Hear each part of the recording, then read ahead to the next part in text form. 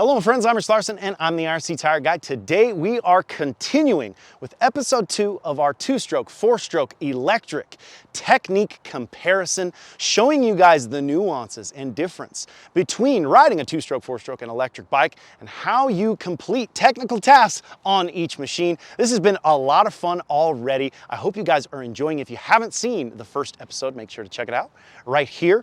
Now, what we're going to be doing today is getting a little bit more technical. As you can see behind me, we've got this perfect wall to practice your double blip and obstacle approach, starting with 1 log and moving all the way up to 4. You can see, I mean, this is a pretty heavy wall. I'm a little bit nervous about doing it on the start, being this is my second time riding the bike, but that being said, I'm excited to get into it and show you guys the nuances and difference between each machine.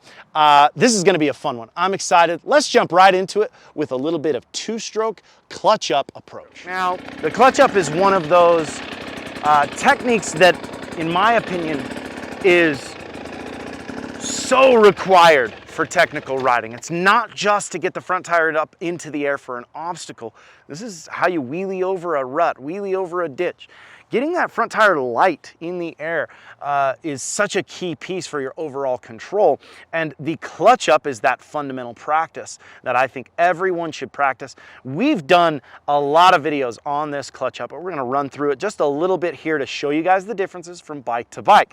Now, as I've mentioned many times before, using the on, off, out, in with throttle and clutch. The clutch is in, we're going on, off, out, in. They are very close together. It's almost simultaneous with the off and the out of the clutch. That being said, the closer you get them together, the closer you get to direct power. And there's a couple reasons why you don't want to be throttling all the time. Once again, as I was mentioning with the wheelies, it's a little bit safer to be able to roll off of the throttle as the front tire is coming into the air. But the other piece of this is you're actually decreasing speed into obstacles, which allow you to hold traction better if you're doing, say, a double blip up a rock. If you're decreasing speed because you're rolling the throttle off into the obstacle, it makes it that much easier for you to hold traction over the top. Once again, we've spoke about this over and over on the channel. Make sure to check out our previous videos on loading the flywheel and the clutch up stuff. It's fundamental for your control. That being said, we're going to talk a little bit about how we do it on a 2-stroke. Same kind of focus here in the cone weave, right? Steady feed, throttle and clutch to find movement, find balance and control. I drive my knees to the radiators, front brake comes in, throttle comes on, and clutch comes in simultaneously. I snap my knees back with the rebound of the suspension, the throttle comes off, the front brake comes out, then the clutch goes out and in. On, off, out, in. Just like that, very quickly. You guys can see the importance of balance and control when you're doing that, being able to do a cone weave. And that kind of on-command balance that we spoke about in the last episode is key for this. Listen to the bike. The throttle is on when my weight is forward. The throttle is off when my weight is back. Here we go.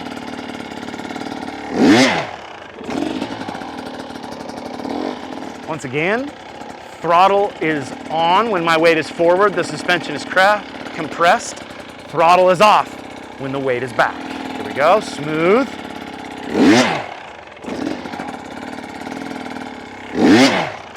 Something that I say in every clinic is, when I do this, my throttle is actually off before the front tire even leaves the ground.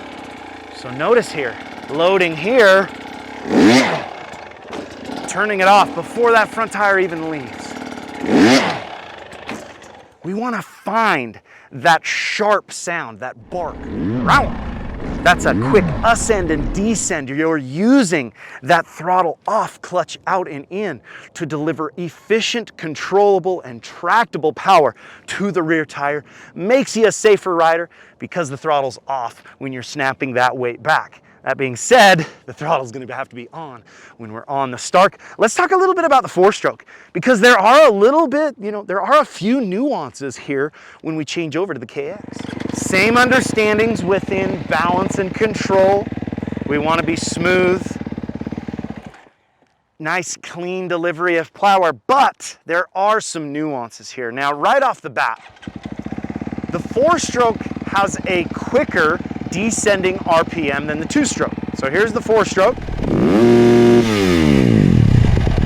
You can see how quickly that RPM descends. One more time. Now compare that to the 2-stroke.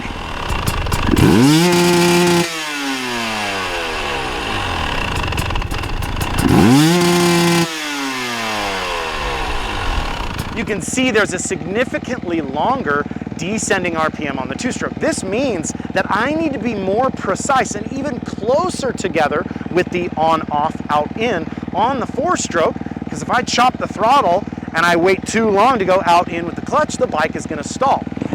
So we've spoke about that on, off, out, in sound.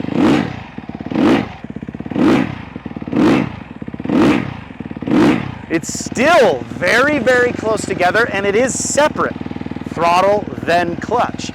We're looking for that same bark as we do the clutch up. Remember, same movement with knees, body, front brake, compression, suspension, everything. Here we go.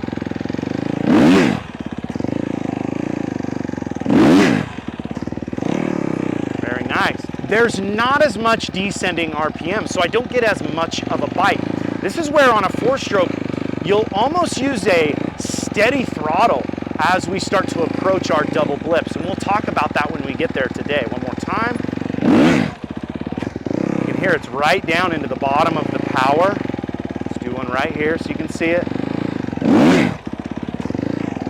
You can hear that bottom end. We're right in the bottom of the power. That's also creating efficient traction when we go up and over an obstacle. It's basically 2 of those, right? Nicely done. All right, moving on to the start.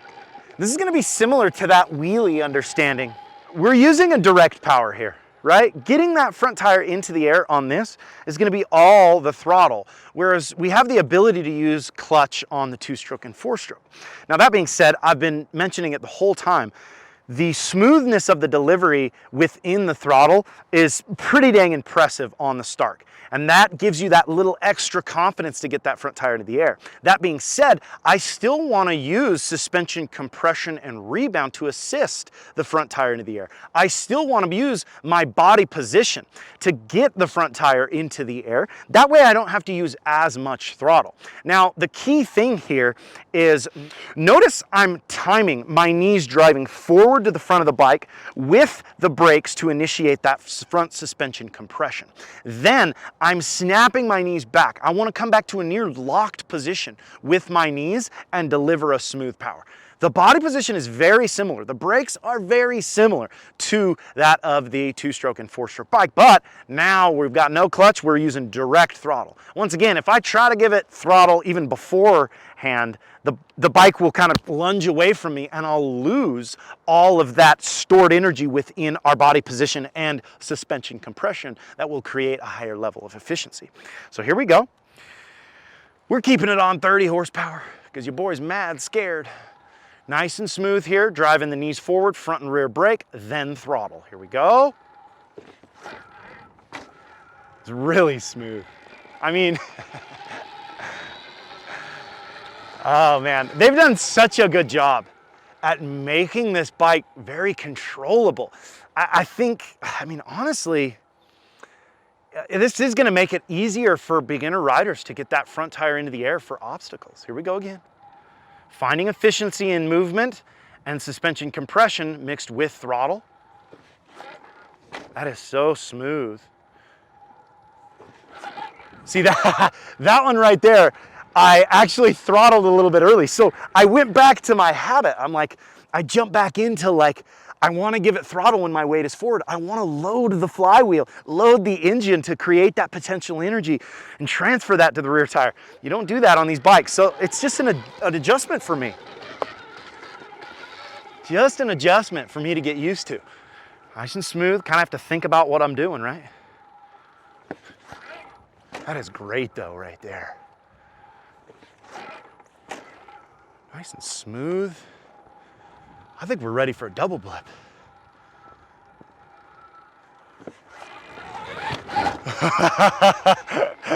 That right there was the first double blip I've ever done on a Stark Varden. It wasn't really a double blip, more of a steady throttle through. You guys saw a little bit of clutch spin.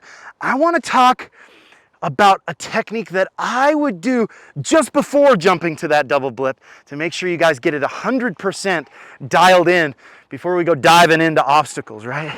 So let's get set up and we'll start on the two-stroke. As we said here, we want to move on to a technique that you guys can kind of practice to prepare yourself for a double blip. And I find this one to be almost a little bit safer than jumping right into an obstacle in some ways. And this is also an extremely useful technique. What we're going to be practicing here is the static stuff and smash.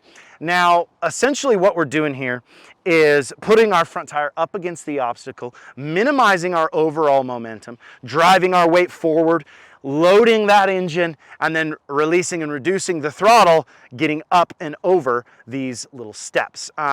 This is one of those techniques that you use so much in technical terrain, even, in hard enduro situations. If you're straight up and down on a really, steep ledge, steep uphill, you're stuck, you can use this unstuck technique to just kind of click your way forward. The static stuff and smash, or the static zap, there's a million different names for it.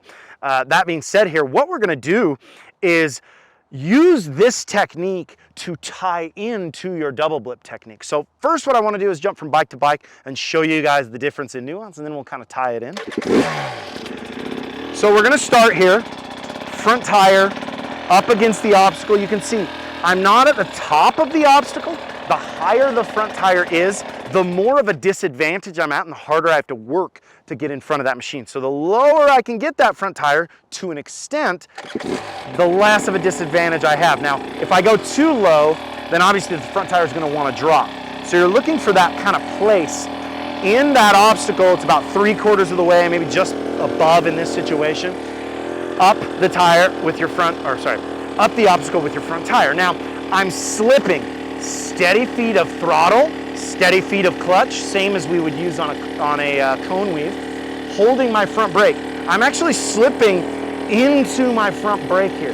I always say it's really good to be able to use or modulate front brake and throttle at the same time. That allows for way more control. You can see I can kind of use that front brake to assist where my front tire is placed. It's also loading the suspension. Allowing a little bit of load of suspension, load of engine, gives me a higher ability to drive my weight forward. Now, start with my weight back. I literally jump off the ground, drive forward, up into the standing position.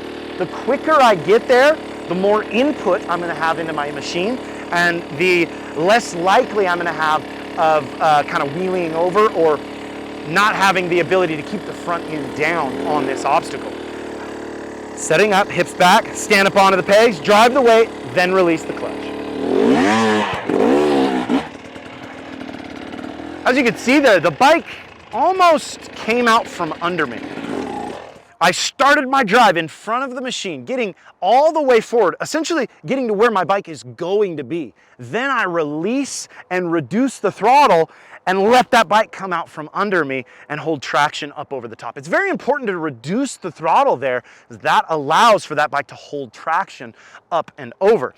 One piece that is important is how I'm increasing the throttle as I drive forward. You can almost hear the increase of throttle is at the same rate of the drive of body weight forward. It's like, whoa! And then I reduce and release to get up that obstacle. There's a lot of little nuances that happen here in the getting unstuck technique, especially as you start to get into bigger and bigger and bigger obstacles. So one more time, setting myself up, front brake, slipping into my front brake, modulating throttle and clutch at the same time. My hips are back. I stand up onto the pegs, drive my weight simultaneously, increasing the throttle. Then when I'm all the way forward, I release and reduce the throttle, letting the bike come out from under me as my body is essentially where it's going to be on top of the obstacle. Here we go.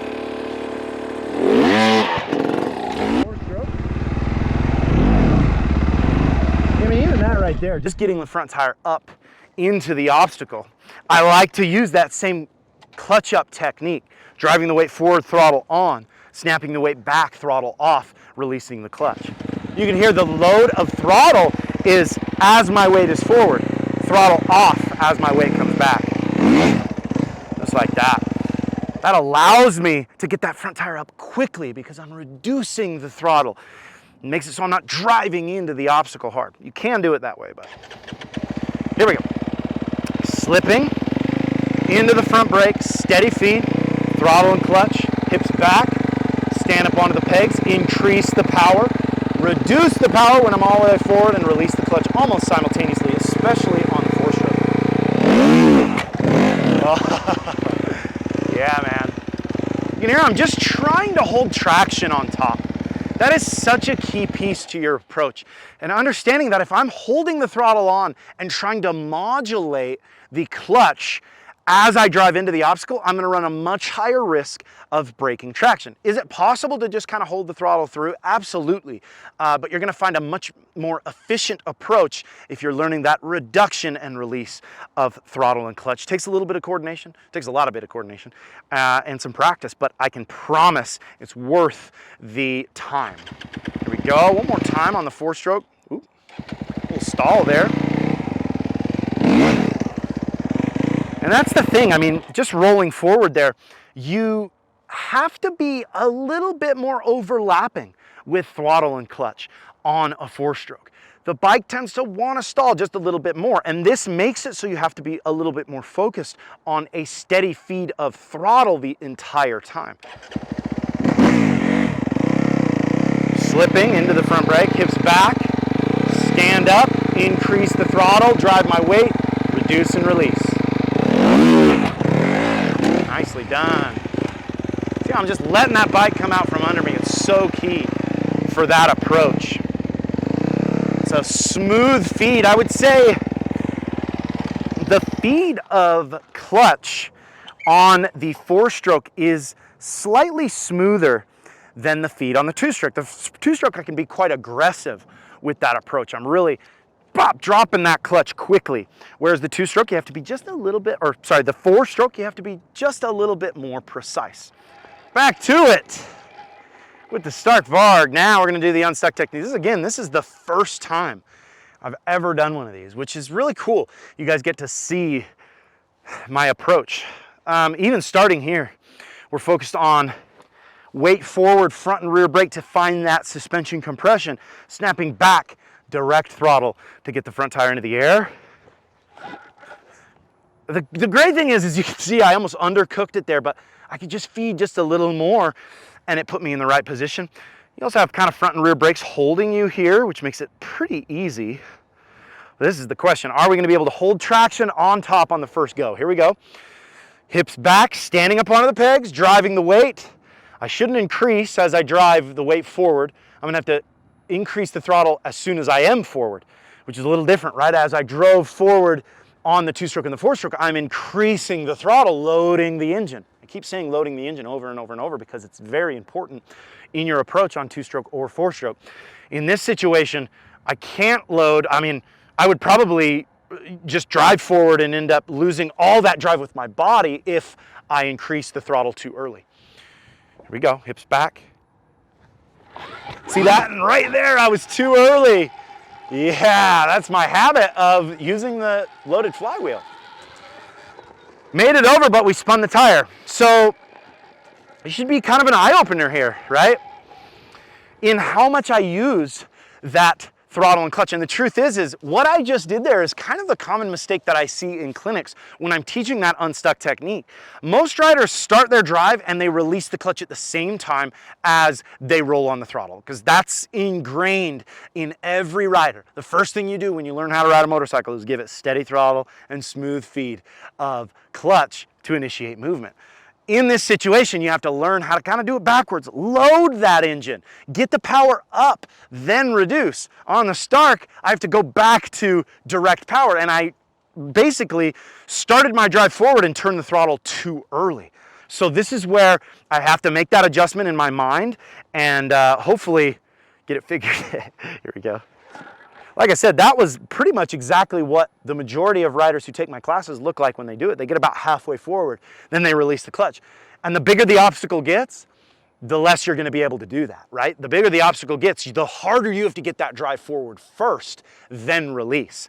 If you're releasing too early, you kind of have that feeling of either wheeling over or having to chop, and you'll land right back down on your frame. Here we go. Hips back, front and rear brakes, drive the weight first, then input throttle. That was better. Still a little bit early. So we're making an adjustment. Let's keep trying.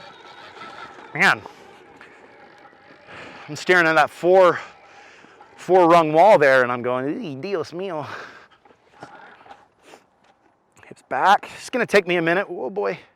Ooh, look at that nice, like, whew, tractable control. Like I said, it is a very impressive delivery of throttle. It's not abrupt, it's very smooth.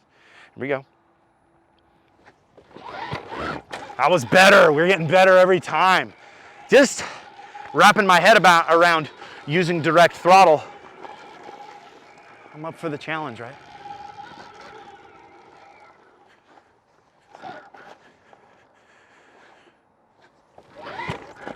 That was the best one by far. Holding traction now. You can see the first ones, we were spinning on the top of the obstacle. Now we're being nice and smooth over the top of the obstacle. It's definitely a different approach, but totally possible, you know? Especially with the mapping of the Stuck Varg. It is very, very controllable, very tractable. You saw we started to kind of figure it out there at the end. Now, what I want to do here is show you guys how we take that unstuck technique and that clutch up, put them together for an efficient double.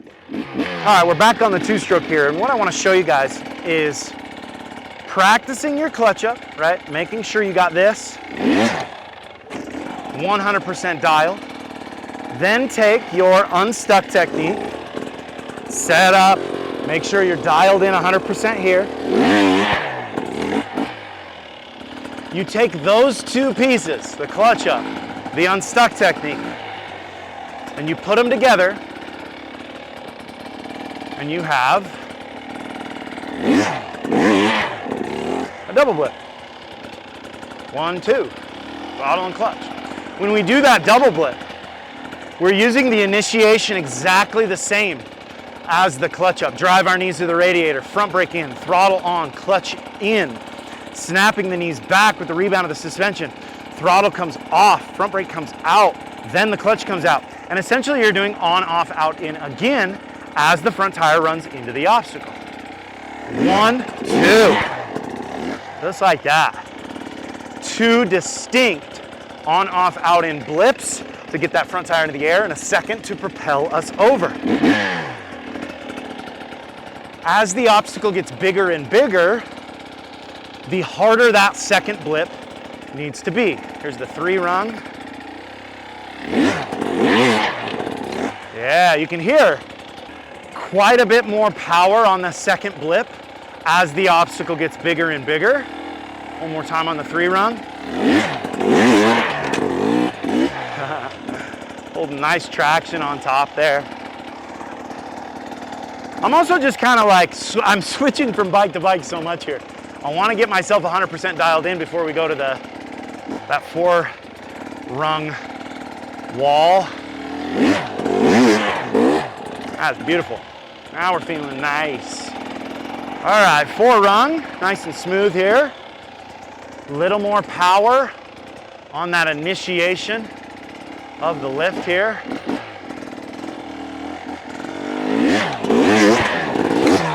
Little bit of spin on that one.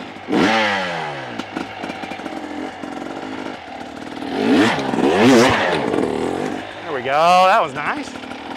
Nice and clean, holding traction on top. That's what I'm always looking for. Saw on the first couple there, we spun. We want to be nice and clean.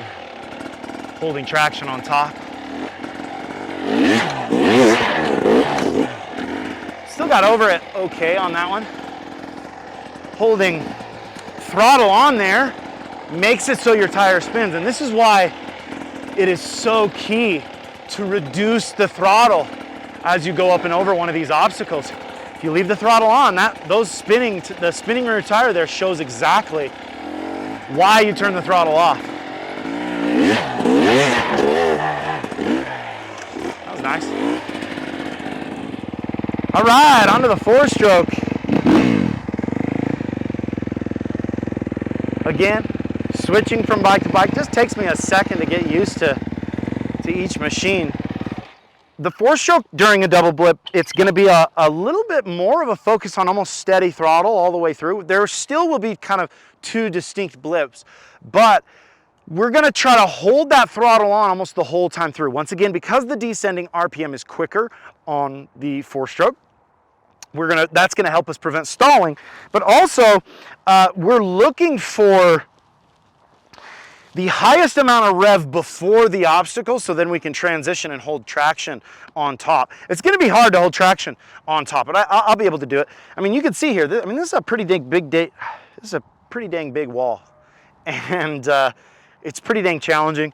So let's work our way up. Like I said, we've got to get used to each bike. Start's coming fast. I'm a little nervous. Definitely just a little different than the 2-stroke. Yeah, it's hard to switch from bike to bike, truthfully. Go to the 3-run. Nice, you can hear there, it's less of a rut like the 2-stroke and more of a steady feed all the way through. Still reducing and releasing the clutch on top because, again, we want to hold traction. I'm going to do one more on the 3 just because I'm scared to go to the 4. Also, I'm kind of procrastinating, so I don't have to do it on the start. I'm a little nervous. So used to the clutch, guys. Nice.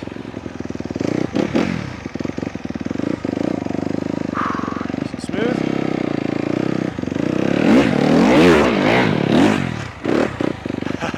Not bad. You can see there, I mean, on that one, I held the throttle on the whole time, right? So when you hold the throttle on, when you're using that kind of direct throttle on a combustion engine, it does tend to break traction.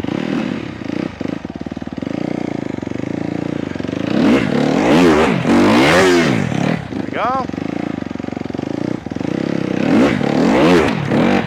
Nice. That was good.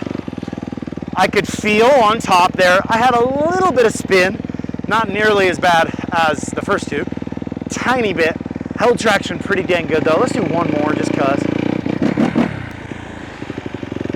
Again, it's challenging to switch from bike to bike that quickly.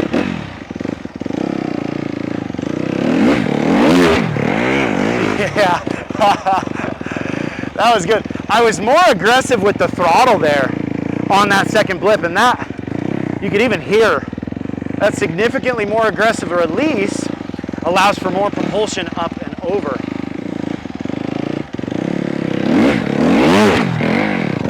I like that. We're on to the Stark Varg now. I've already done one double blip, which is nice. It worked out great. So let's get it dialed in on the 2-rung telephone pole wall here. Here we go. 1, 2.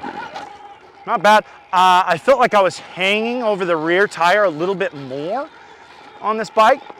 It could be because of the weight. It also could be because I'm coming on the throttle a little bit too early, which is a habit, right? Okay. You can see I'm trying to not spin on top of the obstacle. We have to make sure we're finding that kind of controlled, tractable approach over the top. There we go. That was all right. Not too bad. You know, it could be kind of interesting if it looks like I feel like it does. It might look a lot like what many of your double blips look like, which is increasing the speed into the obstacle.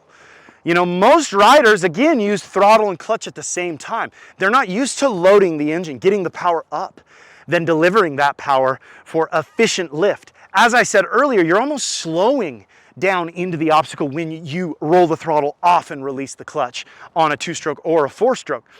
That being said, on the Stark, we are using direct throttle. So I'm increasing the speed into the obstacle, which will increase the likelihood of me spinning my tire. Now, of course, I've done 5 double blips on this thing, so it's gonna take me a minute to adjust. It is 100% possible to do direct throttle even on the 2-stroke and 4-stroke. Yeah, do I think that there's a limit to what can be done? As of now, yes, of course. That being said, I've seen guys on these Starks do some pretty incredible things that are way out of my realm, even on a bike that has a clutch. So no excuses. You've got to figure out how to ride each machine. Here we go. 1, 2. And that was nice. That felt really tractable, smooth, controlled. I'm gonna apply it to the 3-rung wall. Here we go.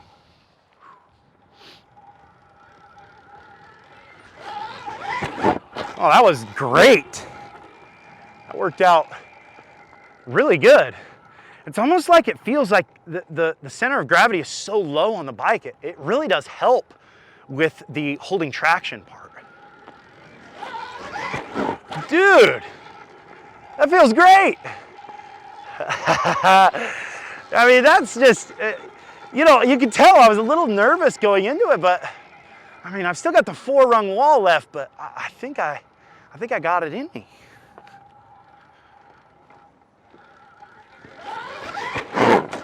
Oops. Not bad though, dude. This is a good sign. This really shows how hard Stark has been working on making a bike that performs even without a clutch.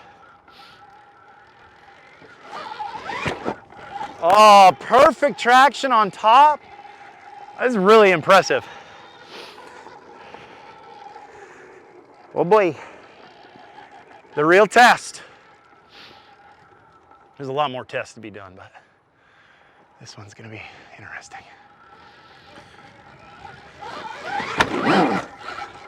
I got up it.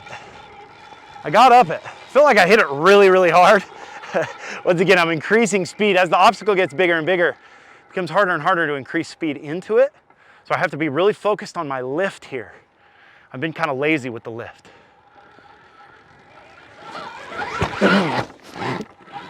It doesn't necessarily feel like it's whatever, 30 pounds more heavy. It really has a light feeling to it.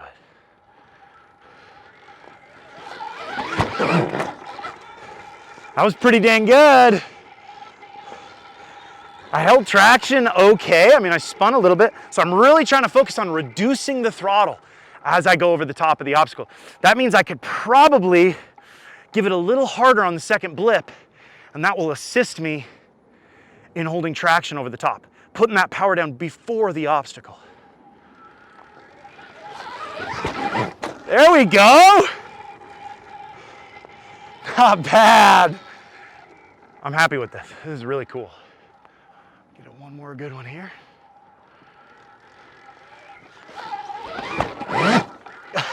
I mean, even that was nice. Wow.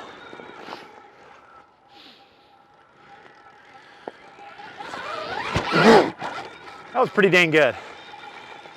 I think that one was a little bit better, but this is awesome. It's exciting to me. The truth is I think I kind of had the notion that a clutch is completely required, but the fact is you have a computer that's making micro adjustments every second, like thousands of micro adjustments probably, every second to find very tractable control. This is a neat bike, I think, for riders who don't have any experience on a 2-stroke or a 4-stroke, a combustion engine. It lowers the level of entry, which I think is great for the sport. It builds the sport. You know, I'm always gonna ride 2-strokes and 4-strokes. I'm always gonna ride electric bikes. I'm not much of a, I only do one thing. You know, I'm switching from bike to bike here. I don't have that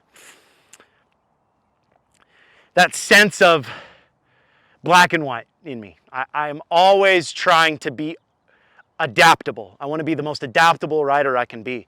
And those were the first double blips I've ever done on the Stark, and you guys got to see that. That was really cool. I'm excited to continue the progression of this bike and feel out the differences between 2-stroke, 4-stroke, explain to you guys the nuances there. I hope you're enjoying this stuff. This has been a lot of fun. I'm stoked. I'm ready for next week. Next week, I'm even more nervous. I'll be honest with you. There's a wall that I've got to do on this thing, but that gave me a little more confidence. A wall that's about twice the size of that one and nearly vertical. Very scary. We did a loading flywheel technique video on that. You can check it out right here. That being said, next week you're going to see it somewhat again on 2 different bikes. We're going to push that limit, find out what this thing can handle and what the other bikes can handle and the way that you do it. This has been so much fun. Make sure you're following along. Make sure you're subscribed. If you're enjoying the channel, make sure to like, comment, you know, share this stuff. Show it to other people. I want everybody to see this and show that this stuff's possible on any machine. Make sure to follow us on Instagram at IRC Moto, my personal Instagram page at RichLarson511. And until next time, keep shredding.